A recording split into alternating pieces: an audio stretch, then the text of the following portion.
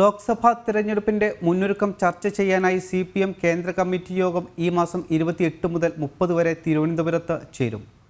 കേരളം, ബംഗാൾ എന്നീ സംസ്ഥാനങ്ങളിൽ ഇന്ത്യ സഖ്യത്തിൽ മത്സരിക്കാൻ കഴിയാത്ത സാഹചര്യമാണ് പാർട്ടി വിശദമായി പരിശോധിക്കുക.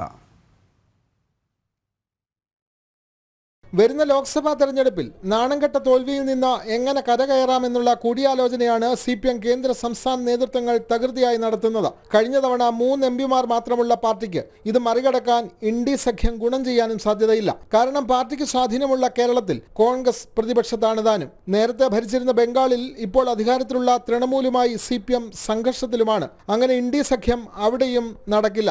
മറ്റിടങ്ങളിൽ CPMന് മത്സരിക്കാൻ സീറ്റുകൾ പോലും ലഭിക്കുക പ്രയാസം. ഇത്തരം രാഷ്ട്രീയ സാഹചര്യങ്ങൾ വിലയിരുത്താനാണ് CPM കേന്ദ്ര കമ്മിറ്റി തിരുവനന്തപുരത്ത് ചേരുന്നത്. ഈ മാസം 28 മുതൽ 3 ദിവസമാണ് യോഗമെന്ന് പാർട്ടി സംസ്ഥാന സെക്രട്ടറി MV ഗോവിന്ദൻ പറഞ്ഞു. കേരളത്തിലെ രാഷ്ട്രീയ സാഹചര്യം വിലയിരുത്താൻ മറ്റന്നാൾ LDF യോഗവും ചേരുന്നുണ്ട്.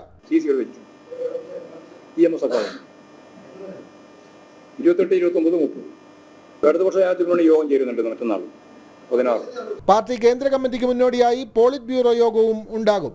ജനം, തിരുവനന്തപുരം.